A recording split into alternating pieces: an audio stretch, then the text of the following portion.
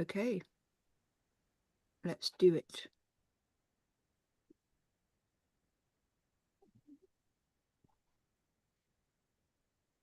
Hello, hello, hello. Hi everyone. I hope you're having a good day so far. Thank you very much for joining us in this session all about Blue Light and the PMO Summit and the report that we're launching today. Before we get into some details of what we're here to do, we always like interactivity. So you're here in a Zoom room if you're joining us in the audience. We're also currently live streaming on LinkedIn as well. But if you're in the room, if you make sure you open up your chat, we would love to see some of your responses, your comments, anything that we're talking about during this report. We'll also make sure that you will be able to download the report after the session, and you'll be able to read it at your leisure. So we're here today is myself, Lindsay Scott, and Eileen as well. I'm not going to sit through the whole session, but we couldn't start the session without playing with the blue light. Had to be a little bit of fun, as we always like to do. Absolutely. And one of the things that's obviously around the whole idea of what House of PMO is all about, and in the spirit of that, is all about community. It's about sharing, and this is one of the things that came out of late in 2025, which was all around the blue light services and people that are working within that PMO space. So the session itself is all about the shared insight. One of the things that when we first started the House of PMO, we knew that it was people that were working in the roles that were, as it were, working in the front line in PMO, that are doing a lot of different things for their organizations. And because organizations are different and PMOs are different, people are doing lots of different things in order to be able to improve on the PMO work that they do. And back when we and Eileen first started doing this, is that all I ever really wanted was to understand what other people were trying. What were their ways of tackling certain challenges? What things had they tried? Which things had they failed? And just basically wanted to chat and learn from other people, which is what this was all about. So in November 2025, us, along with Atkins Realis, came together and said, well, why don't we try doing something that's just purely for people that are working in PMOs in the emergency services? So that's fire, ambulance, police, and the emergency NHS. So we wanted to get people into the room to actually find out what is it that people are currently doing, what are some of the challenges that they've got, and can we actually get some practical insights out of people that other people would be able to utilize and take away.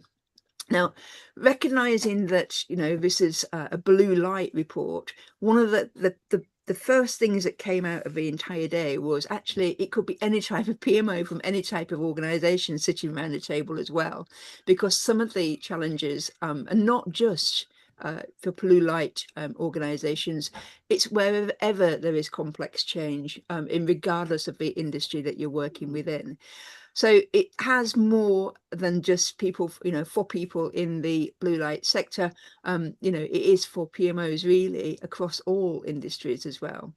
So what we're going to be sharing is all is grounded in lived experiences. This is not theoretical stuff that people have been spouting around the tables.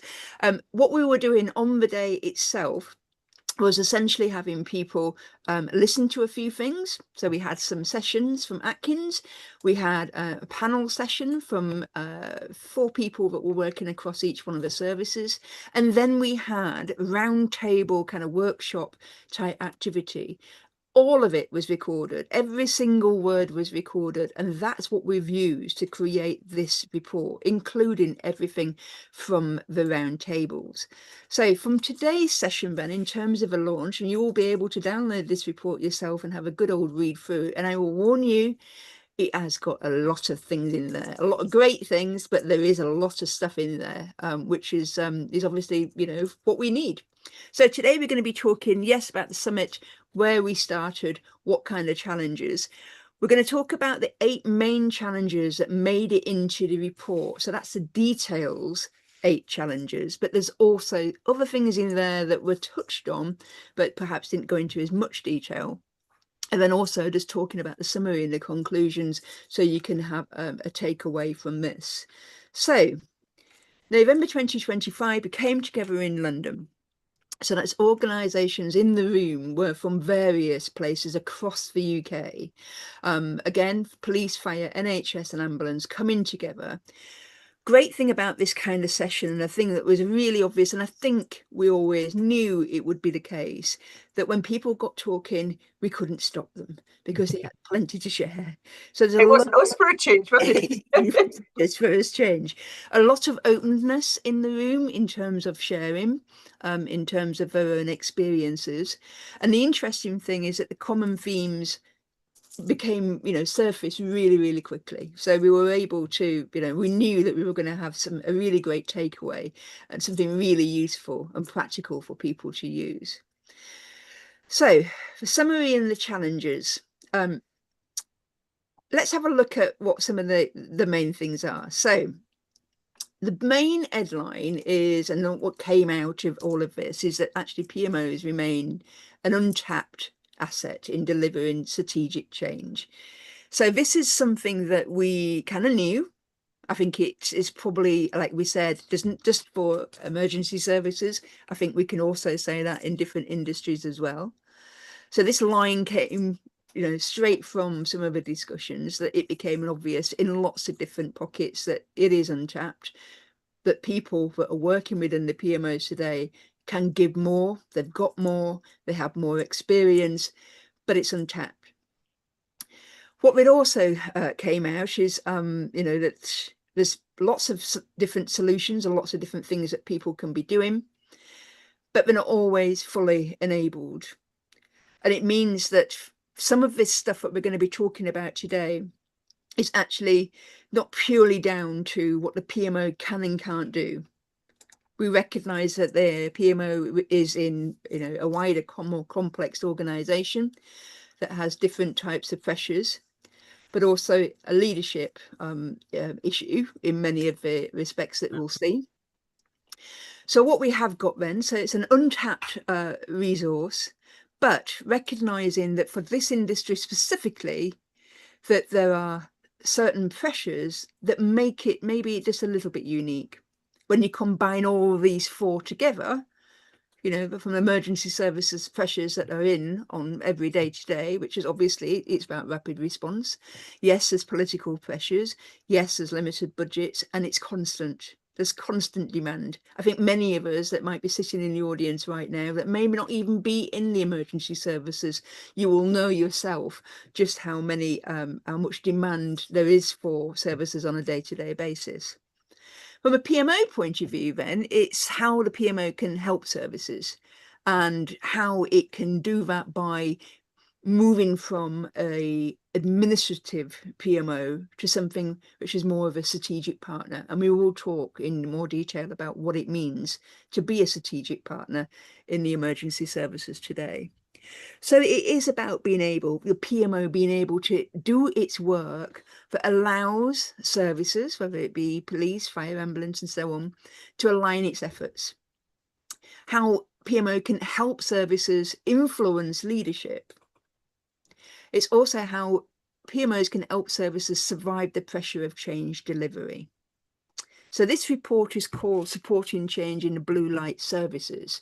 So this is about the PMO role, the little corner that we, in all of this, that we possess and we do, to understand what it is that we can actually do that makes a difference to the bottom line, or in this case, the front line. So let's start off by, let's just talking about, in the report, we told, yes, there's some unique challenges in that sector. But what we wanted to do is let's just look at the challenge areas, because there's so many of them. We recognise that.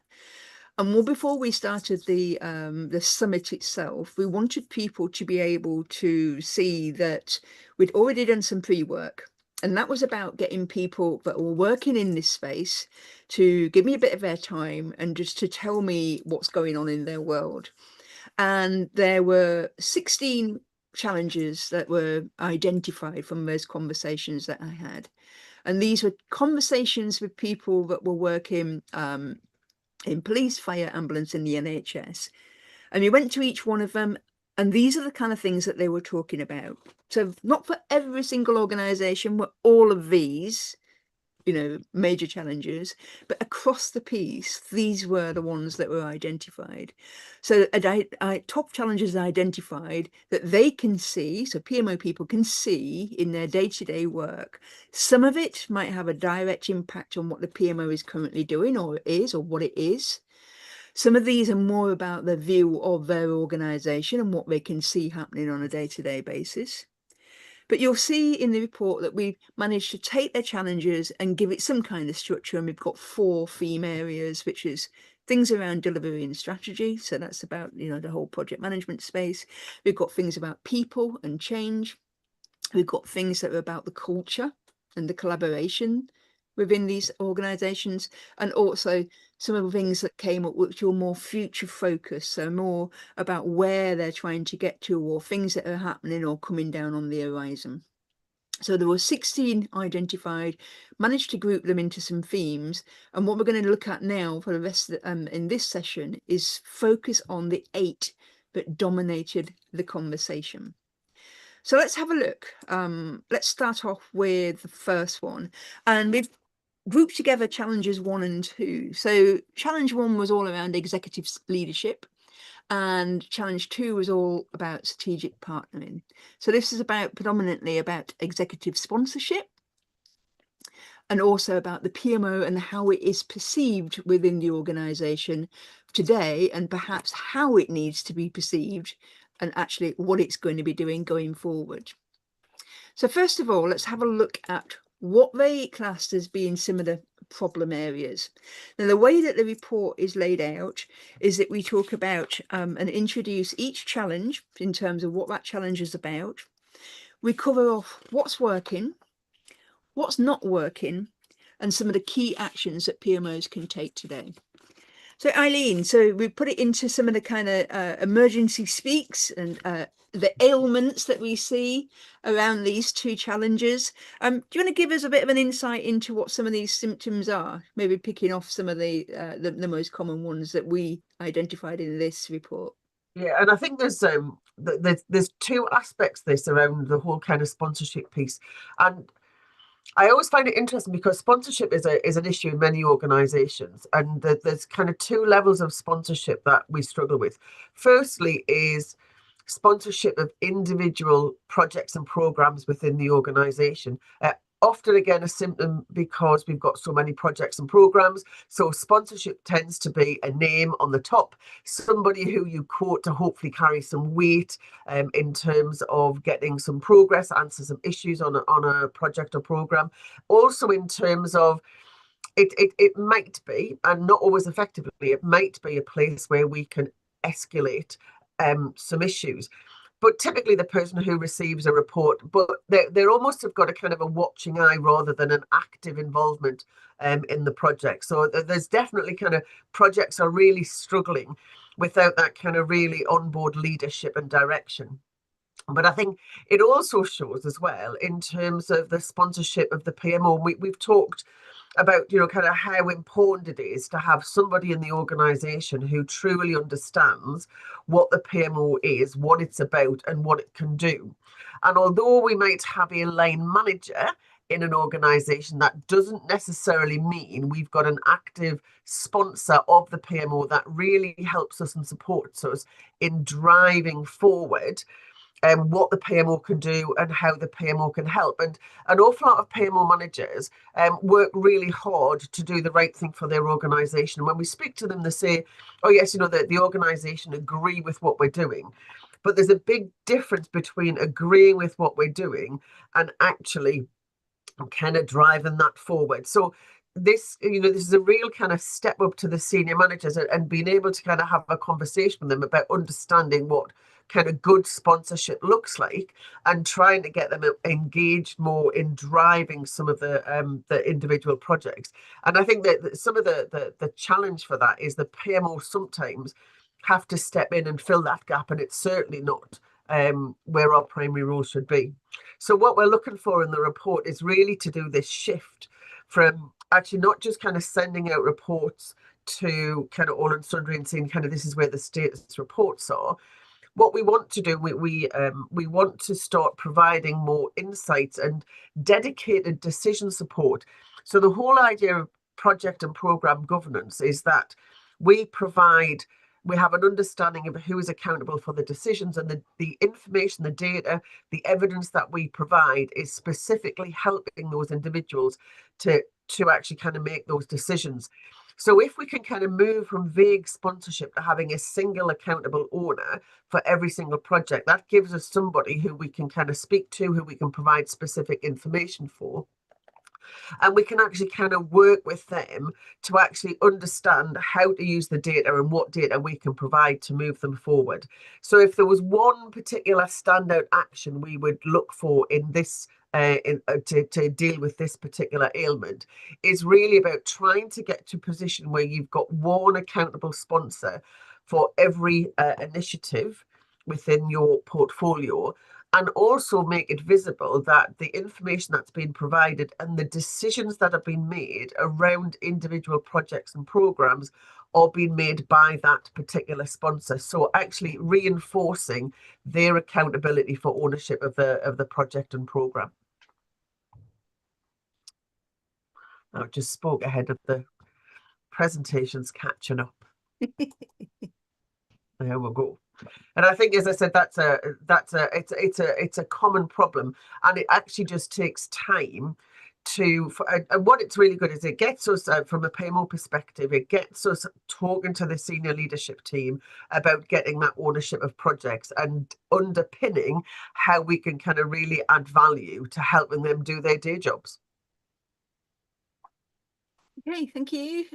Okay, so like I said, we've had 8 challenges on the report, and the third one, challenge 3, was all around project management capability gaps. There is definitely problems with the idea of accidental project managers, or in many cases called occasional project managers, so the people that are doing some of the delivery work. Again, it came up time and time again, not just in one type of emergency service, but across the piece. And again, one of the, the panel's discussions and lots of different things that came out of it, and lots of different ideas about what it is that they're doing in order to be able to deal with this issue about the capability that is, the gaps that exist in terms of delivering projects itself. So often we'll find that there are subject matter experts, so people that are, frontline staff normally that are managing projects because of their expertise, often known as off-the-desk project management, because they're doing it as a kind of like sideline to the day-to-day job that they're also doing. Often that they are doing project management in a very checklist-driven way without totally understanding how to do project management. I think what came across really strongly is, because of this is an inconsistency. It's patchy capability because some people are doing quite well. They have a natural aptitude to it. Other people, it's just they're struggling because I've just been given this job. It's been dumped on me, and I'm doing the best that I can. And often what the PMO is finding is, because of this, yes, delivery is at risk, but it also means in many cases they're either PMO's been lent on quite heavily, or more worryingly, not at all. So these people are kind of left to it. What they also find is that because people are doing well in their kind of like specialist roles, it's like anything, one way of being able to promote is to give people extra responsibilities, with project management being one of them. I think what became apparent from some of the discussions was that project management is not really seen as a profession in its own right within these services, and in that, and because of that, not necessarily viewed as particularly important in terms of increasing these people's capability by leadership. Eileen, anything to add on the capability crisis? I think this is part of it is driven by just the volume of change that needs to be undertaken. And again, once we've got the PMO challenged in terms of amount of time, quite rightly, the PMO is going to be focusing on those kind of large strategic projects and programs, and perhaps some of the other elements are seen to be, well, we can get somebody else to deliver those, and perhaps we haven't got time to give them support.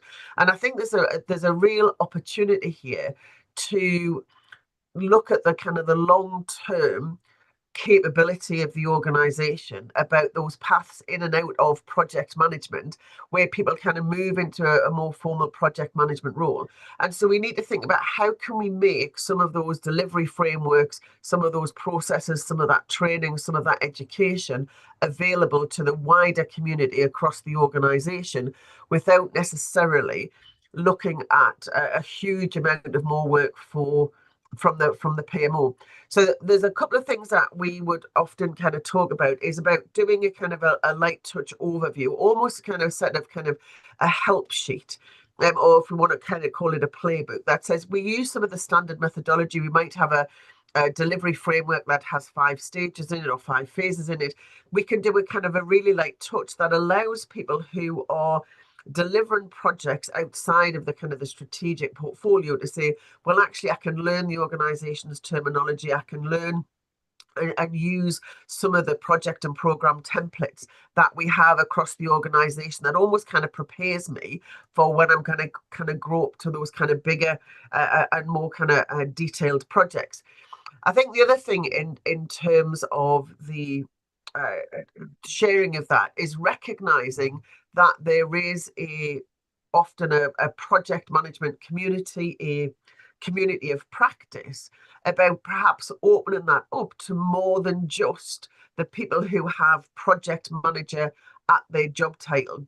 Because actually what you're happening there is you're having some knowledge management then across the organization, because the experienced project managers are going to be sharing things in that community with people who are doing, as Lindsay said, that kind of project management off the desk at the side.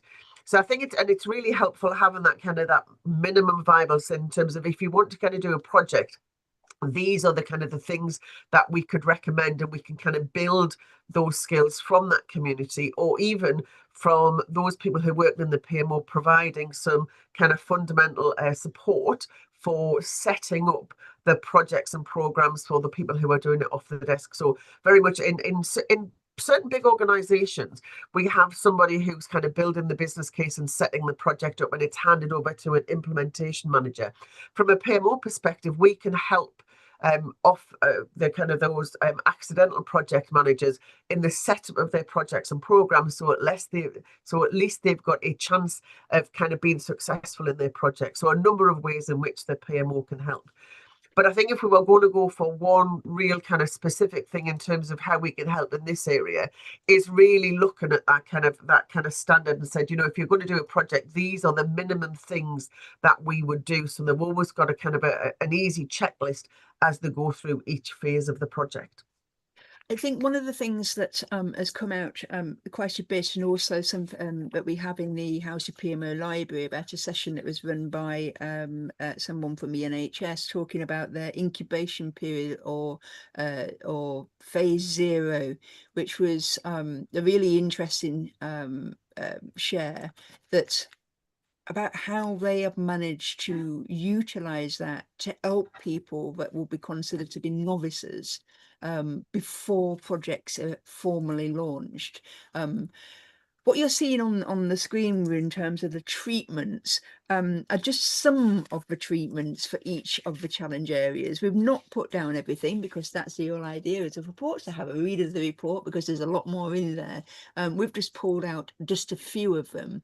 And what we will be doing over the coming weeks is obviously sharing some of the things that are already in this report.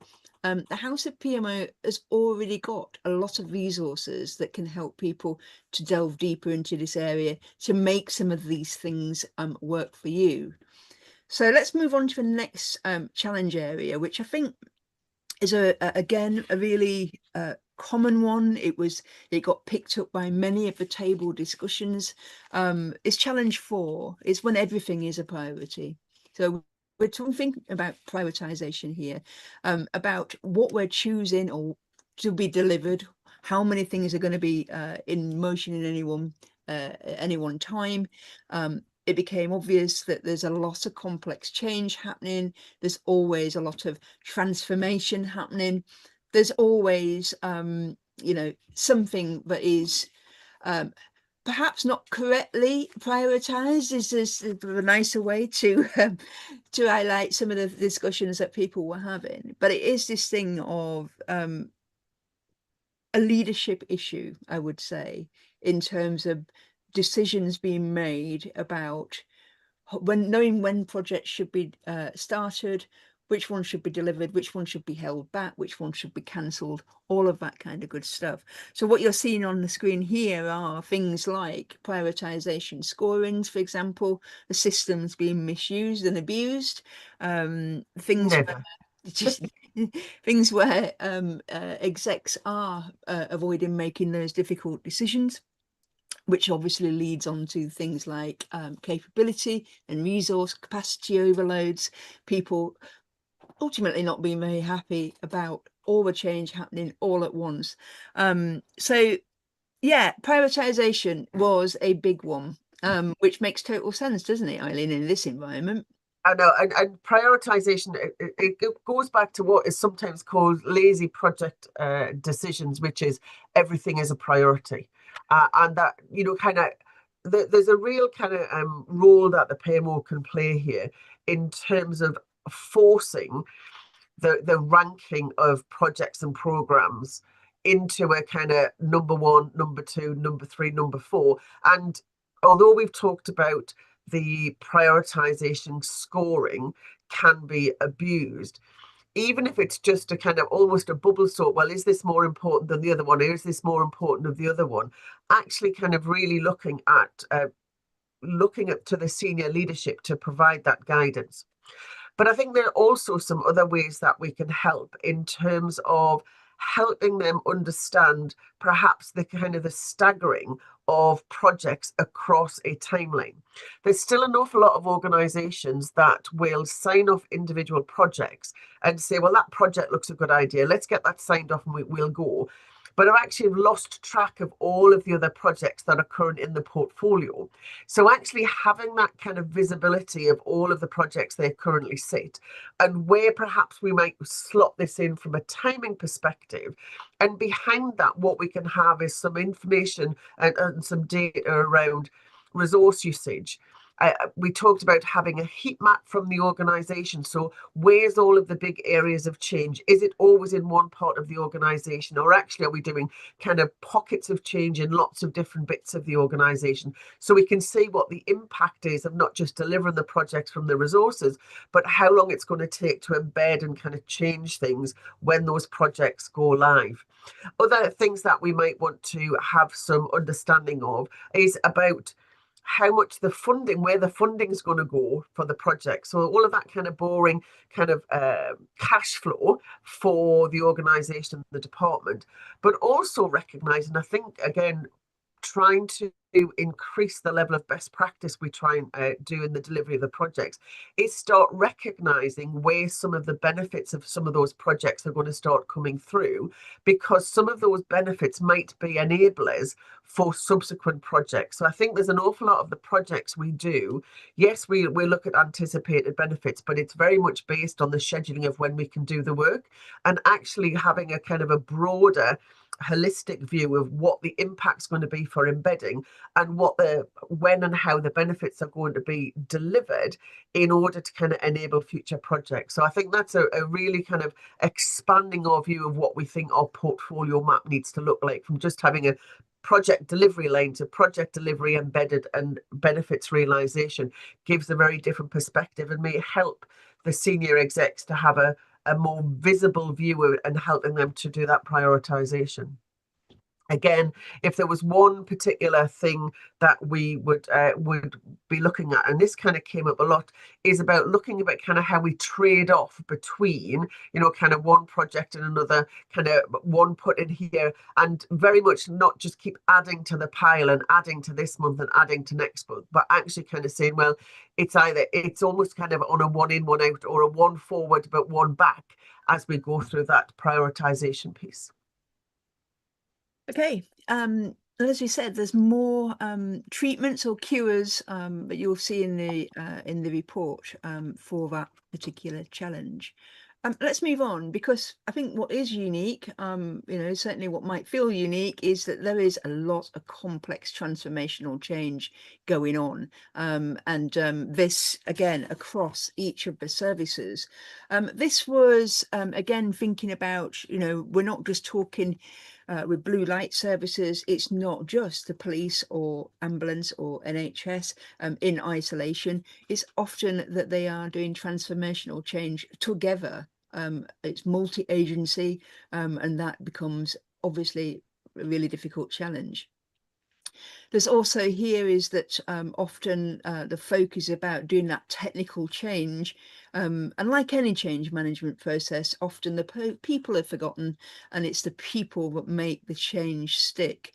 Again, a lot of conversations, a lot of discussions around, that thing of, people are maybe a little fatigued, but we will come on to change fatigue as a separate issue.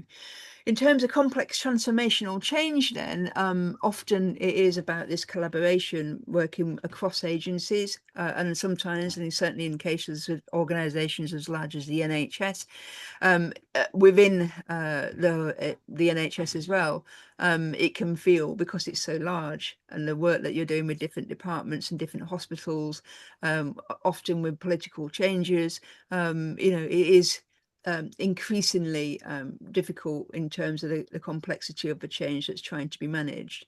And I think what was talked about, which was interesting, is that, where some organisations recognise that change management has its uses, and it obviously makes change stick, there is this balance between something being too rigid, or right at the other end of the scale, actually being quite uncontrolled. So it's trying to find that balance. So change management was really at the sticky end of the cure. This kind of, yes, that's the one, sticky wicket. So yeah, complex transformational change. I mean, it's a massive. Obviously, it's a massive thing for these organisations. It is, and what's been interesting when we were writing the service catalogue, as you know, we're busy going through that process. One of the services is about producing the delivery framework, and one of the things that we identified in terms of maturity is low maturity organisations have a delivery framework, as we've already mentioned, that focus very much on producing an output and kind of getting this one thing done. When we start talking about complex change, we either have to have change management embedded in our delivery framework, which takes us right through to embedding the change and delivering the benefits, or we have to have a separate change management framework, but there has to be alignment between the project delivery framework and the change management framework. I've been doing quite a bit of work recently with better business cases and going out there and kind of working with some organizations. And what becomes kind of really clear is that right at the very beginning of putting the business case together and understanding why we're doing the change and the impact we want to have, it's not close enough aligned to actually how are we going to do that? How are we actually going to kind of deliver the project? How are we going to deliver those changes? So this delivery framework, business case framework, change management framework absolutely need to be aligned. And one of the things that I've been kind of, if anybody's kind of heard me speak over the last 4 or 5 weeks, and I think I've even put it on LinkedIn as well, is this link back to Bent Fluberg's book, How Big Things Get Done, which is absolutely about slow thinking, but fast execution, spending that time at the beginning of the project to truly understand what we're delivering, how we're going to deliver it, what the end case looks like. So we're all clear about where that's going, that kind of, whether we call that kind of a transformational blueprint or whether we talk about it about having kind of very clear requirements and benefits realization piece. Having that picture is really important. And I think one of the other thing when we start talking about complex change, again, an awful lot of organizations shy away from program management because what they do is multiple project management. And so we have lots of projects that are being delivered in lots of different parts of the organization or across lots of organizations. And sometimes there is significant benefits to saying, actually, let's start looking at this as an overall program, and some of those additional activities we do at a program level, including doing the blueprint, I think add a great amount of value to complex change. I think one of the other things from the report as well that people had pulled out as to what was working was relentless relationship building across the boundaries. So there was our special thing. We've always said the PMO is the boundary spanner. So, but again, those are the kind of insights that came out about what people were already doing and what's already working. And I don't think it'll be a surprise to any of us, but it should be a reminder that the PMO is there as a relationship builder and a connector and a joiner of dots. So yeah, it's an interesting massive challenge. And again, there's insights in the report about how the PMO is helping to support that. Here's another one that we always hear talked about, certainly in public sector, and of course emergency services sits very well in the centre of that, which is about value for money. But we're also talking about here specifically about the PMO and the value for money.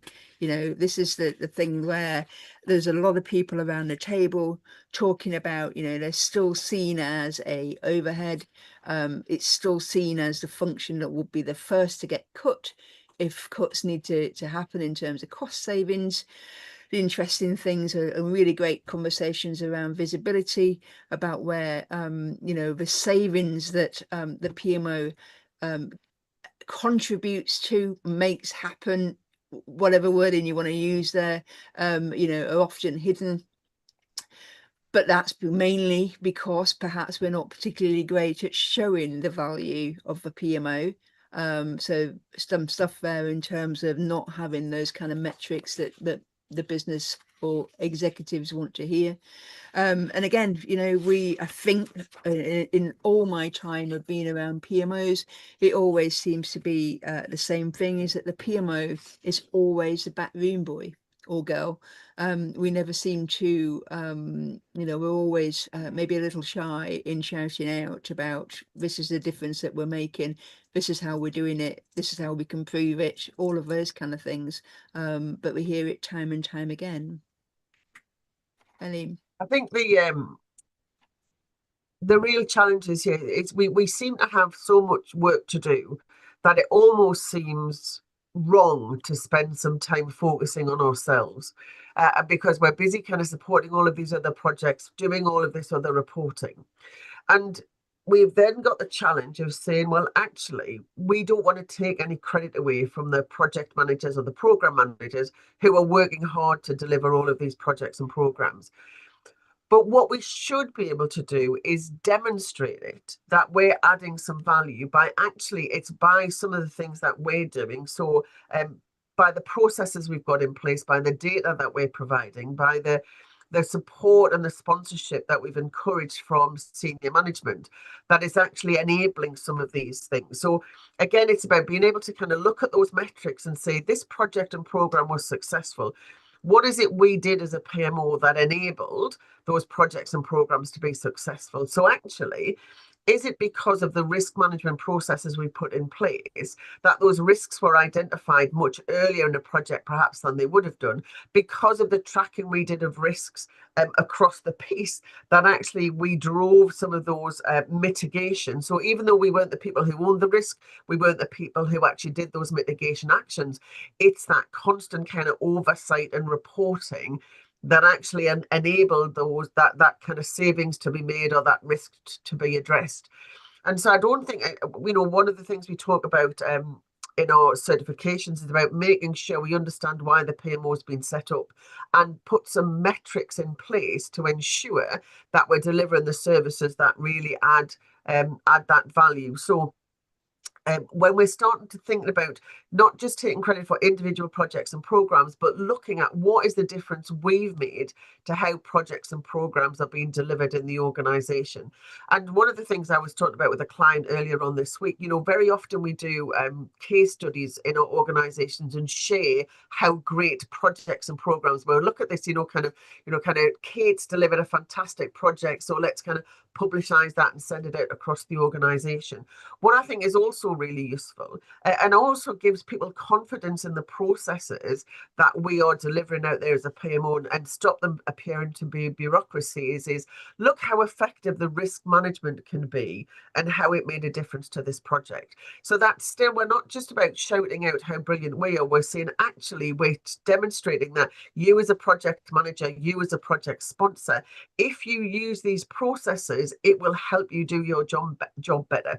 So it isn't just about the metrics, it's also about kind of the education and broadening people's knowledge about what we do and how it contributes to their success. I really liked the idea. I never thought about this, but I do remember it on the day as well, about somebody but they create an annual report or quarterly PMO report, which is focused on value and improvements. It includes sections like this year's project benefits at a glance, improvements facilitated by the PMO, and case studies of successes. I've never really thought about actually, do you even do its own little annual report?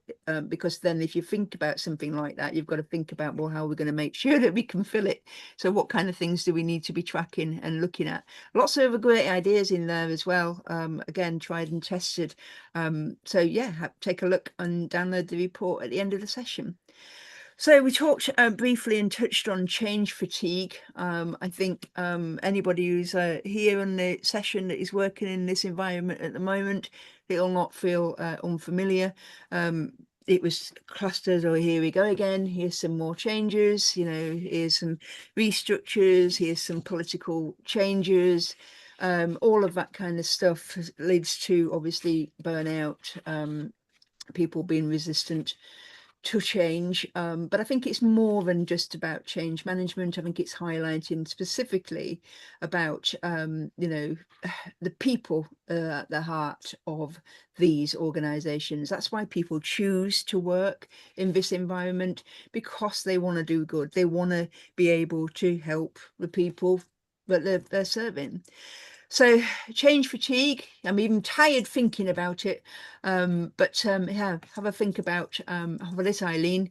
What kind of things were highlighted in terms of the PMO's contribution around this? I think we've talked previously, and it's interesting that there was some kind of talk about this, is about the whole concept of the mental health support, and kind of we've talked before about kind of the well-being PMO, and because people see in the PMO they kind of meet lots of people on projects and programs, and they meet them on a regular basis, they are getting some visibility of where the stresses and strains are across the organization. And from a PMO perspective, we can have a direct link into some of those conversations around which resources are being used where. And so some of the resource management conversations, I think, are an important part we can help. We talked, and I think it's very hard sometimes to look at these individual challenges in silos because they are very much related. And so actually having a look at what is happening in terms of kind of that portfolio level, about not only are we looking at the prioritization to get a delivery map that looks at things in a more sensible kind of approach rather than all at once. What we can feed into that is resource usage and the stresses and strains of the different kind of delivery teams in the in that portfolio. I think one of the other things that we need to start thinking about, we've talked about this as well, is that actually being able to get that before it becomes an issue. Some of those conversations we have with the people on the delivery teams, we start seeing projects on a trend where they're starting to struggle. And that's the time we really want to create an intervention, not wait until it's got to red and 3 people are on long-term sick. It's kind of, what are those leading indicators that allow us to see that the project is struggling or the people within those projects are struggling, and make sure that we can kind of provide visibility of that, so the projects and programs and the people who are working on they actually get the help that's actually required. So I think we've got a great job. When we talk about project reporting, it isn't just about, kind of here's the basic data of time, cost and quality. There is the ability to put some general project health statistics around each of those projects to highlight that to the senior leadership team in terms of other areas that need to be addressed. Yeah. And I think we have to recognise, and again, some of the work that we can do when we're talking about the portfolio delivery is saying, well, actually, if we slow this project down or we pause this project for a while, this is what the potential impact and what the implications are. So we can actually demonstrate some optimum solution for slowing some of those projects down because of the data that we have. Okay, all right, and we move on to the final one that we went into depth in, which was all around stakeholder engagement and this thing of the not invented here syndrome. I don't know how many of you have that kind of thing. This is more about where organizations were working across boundaries with multiple agencies. You're trying to get projects off the ground where people may be resistant because they've had no input into the solution, that kind of thing. So, we're talking about groups there, stakeholders that feel like change is being done to them, not by them. So you've got that trigger. Finding that some of the teams that may be doing work across multiple agencies, are maybe slowing down progress or blocking. And again, ignoring some of the people that are on the ground. Certainly some of the projects and change is impacting the frontline staff, ignoring their inputs and expertise often will lead to instability around that kind of stakeholder engagement piece. I think that this is a really interesting one, because we know that stakeholder engagement is an absolute role of projects and programs, and all of our project management books say so. But I think particularly where we've got a portfolio of change, and we've got lots of change happening across organizations, and actually we've got relationships with other departments, other services, where we're doing multiple projects across the piece, the PMO can really add an additional layer of recognizing that actually we've got 6 projects on with this other organization. Actually, we can create a kind of a stakeholder forum where we recognize all of those links in, and we can start helping the projects coordinate some of those communications and some of that level of engagement. So actually, each of our organizations have a better understanding of who are the best people to speak to, when to engage people at the right time, so there's not this kind of constant overlap. Now, that's assuming there's that level of engagement. But I think having those kind of the key users, or was we've got here some kind of frontline champions from each of those services, allows much more coordination. So people don't get, because I think it kind of goes to the extreme. The people either kind of feel completely disengaged, or they feel completely overloaded because they are the one person that has all of that information. So I think kind of doing that we often talk about a PMO role about kind of looking across all of the risks to find out kind of overlaps and conflicts between all of the risks. And I think we've got a real opportunity to do that down at the kind of the communication level and the stakeholder level. So which stakeholders are used several times, which ones actually could coordinate that on behalf of the organization. And I think one of the things that we often see is that stakeholder engagement, for all we might do some kind of, in the project management framework and project management, we do some kind of stakeholder analysis.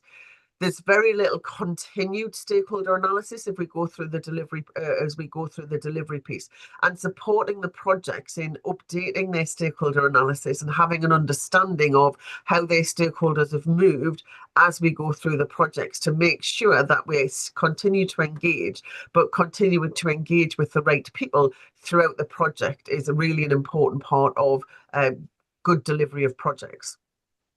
And we have a comment as well saying that somebody's actually already in the process of arranging a stakeholder forum for a high stakes program. So yeah, it exactly is one of the things that was also highlighted in the report about continuous engagement, early wins and shared credit, doing post-implementation follow-ups, and having those structured roles like the change champions and the super users. Lots of good stuff in there. Hopefully you're going to download and have a look at all of that at your own leisure. We highlighted 8 and went into depth on 8, but there were other things in the report as well. I'm sure we've all got this on our horizon somewhere, whether it's in any kind of advanced state or not. But I think the key thing here was we know it's coming. Confidence is actually quite low. We don't quite know how it'll be using this. Yes, there's going to be some opportunity there, obviously, from the kind of automating the what we call the kind of routine, the heavy lifting of the routine stuff, in order to be able to free up some time to do some of these other great things that are being highlighted in the report. But I think here the kind of next steps are about being able to actually explore and utilize the things that we've already got, because actually more and more tools and things that we have access to already are building in AI elements, so we can, you can be using some of it because it's already been pre-approved by the organization, because it's already inbuilt into some of the things you're using. Again, some of the things that were shared around the table, that some of them have been doing small pilots already, certainly more around the reporting aspects than anything. Great place to start. But the other thing was also thinking about actually how they can upskill just generally on the data literacy, which was something that we highlighted in our Inside PMO report on AI in the PMO. Still relevant today, even though I think it's probably 4 or 5 years old now. The stuff in there is way ahead of its time, still relevant. But if you want to read more specifically on that, we're doing lots more around this space. It's not going to go away. We just need to learn more about it. I put in the chat there, I definitely think 2026 is going to be the tipping point for AI. I think organizations are not really going to be in a position by the end of the year, if they're worth the salt, about kind of continuing the blanket ban on using AI in organizations. Yeah, let's hope so, because it does have amazing potential. We've also the ones that got pulled out was around delivery methods, specifically around the agile delivery method. This kind of a friction between, having kind of rigid governance versus some kind of hybrid delivery. Again, something that we've tackled here at House of PMO in the latter parts of last year. A great session already in the library about that, to really help your thinking around this kind of stuff, about this hybrid delivery, which I think is applicable to any organization in any sector. But here is, just some of the things that came out specifically out of this session about being able to maybe focus more on the mindset around this kind of stuff, whether it be true agile or hybrid, maybe focusing more on the mindset rather than a method as such. But here the role of the PMOs are all around supporting flow, maybe a new technology, new terminology there. But again, it really does depend on the context in which you're working and what your organization's, I suppose, definition of what agile delivery looks like, or what hybrid delivery looks like. I think there's quite a lot there that changes based on, what's your flavor, we would say. And then we've also got data and digital separate to AI and automation, because it is very much about the data.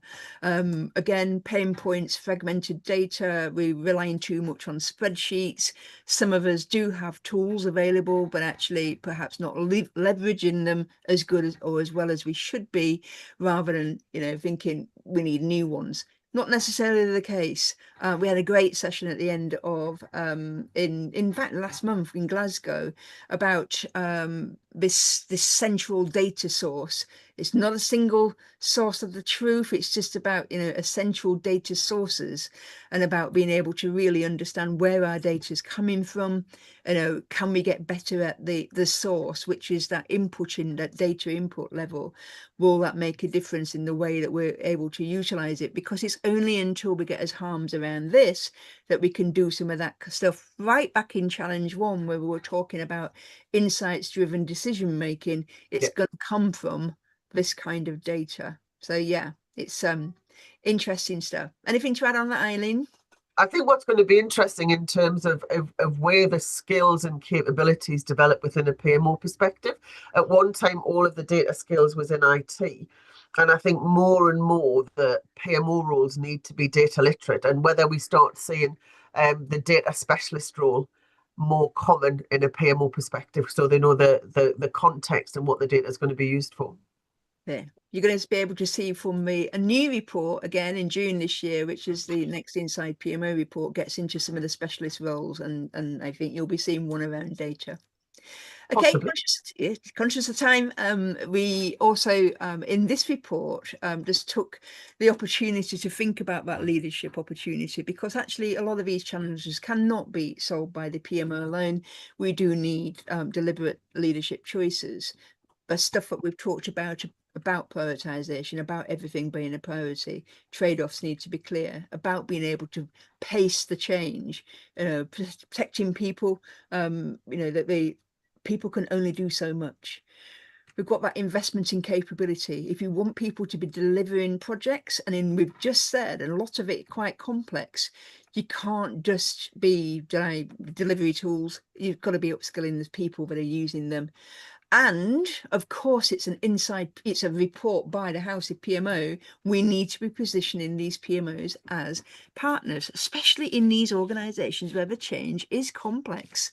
It cannot be done by administrative support type PMOs alone. So one of the things we've included in this report is an open letter to some senior leadership, which it'd be lovely if it ever landed on their laps, but it's something to think about in terms of, if you could write a letter to your senior execs at the moment, what would it look like? We've got an open letter in there to senior leaders in emergency services. So something for you to have a look at and ponder there as well. So the 5 core frictions that were being identified is around the sponsorship, sponsorship on the project, sponsorship at the PMO, about the strategic PMO, a necessity with the amount of change and complexity that is happening, about capability gaps, about the different and pressures that it puts on project delivery, prioritization, and also about the change fatigue, about it being real and about it being growing. So those are the 4 things that have been highlighted by your colleagues across emergency services, regardless of the type that they are. They've managed to identify, but these are the top 4 things that really affect not only project delivery within your organizations, but also the PMO role. Great quote. It's not about just being a support function from the PMO. It's the backbone of delivery in emergency services. It was a great quote. So the PMO can only do this if it is clearly mandated, they're involved early, they're actively sponsored, and they're properly resourced. When this happens, delivery confidence increases. That's what came out of this session. That's what people that are working in this field today are looking for. And you know what I like, Lindsay? I've put it in the chat there, is that the backbone, although it's hugely strong, is ultimately flexible to kind of move and support the organization. So I think it's a great analogy. Yeah. Absolutely. So let's see whether that one worms your way into the next time you're talking about what the PMO is there to do within your organizations. What was really nice about this summit, like any of the things that we do when we get people around the table, is that shared experience. Just being able to sit around a table and talk about some of this stuff, you realize you're not alone. There's other people that have got the similar challenges, that actually it's not even personal, it's a systematic, Systematic. that's the Systemic. it's systemic. It's not personal and it's not localized to your organization either. That's what these kind of events are all about, and getting people in the room and getting us talking together, and make sure that you keep up to date with what House of PMOs is doing, because we're always bringing people together to do exactly this kind of thing. So we're going to bring you to the end, which was when the PMO thrives, delivery improves, and when delivery improves, so does the organisation. That's what came out from one of the tables when people were talking in the tables together, making sense of everything that they've talked about today, and then coming out with that lovely quote. It's very nice, isn't it? So but it is very, very, very good. And also, just to finalise and to finish, you're able to download that report right now. It's available on the House of PMO website. You're able to see that under publications. You'll need to download the report. You can pass that around to your colleagues that are also... A Valentine's gift for all of your colleagues. Absolutely, absolutely. So yeah, it's a lot of pages. There's a lot of content in there. Will not apologize for that, because I think a lot of the stuff in there is exactly what we wanted, which was insights, practical insights that you can utilize today. So thank you very much for your time today, and let us know when you've downloaded the report what you think. Get it shared on socials. Let everybody else know about how special PMO is in the emergency services. Thank you. Take care, everybody.